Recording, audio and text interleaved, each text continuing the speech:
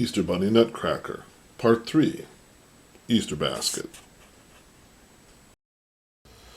Welcome back to making the Easter Bunny Nutcracker. Today we're going to make the Easter basket. I got my plan already on the poplar square dowel. Just like before, I have things marked where to drill the hole access holes in the order of which to cut them out. I'll get my access holes drilled and head over to the scroll saw and get this cut out. See what it looks like.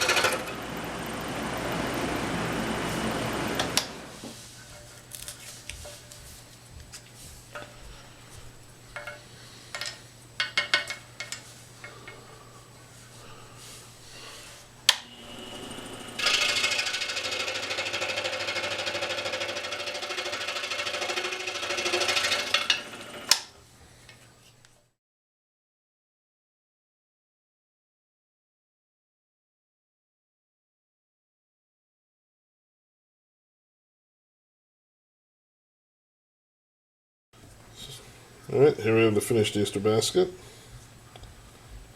Obviously that'll be glued on top. I'll paint it first. I think that'll be easier. The basket will probably be yellow, and we'll try to do some different colors on the eggs.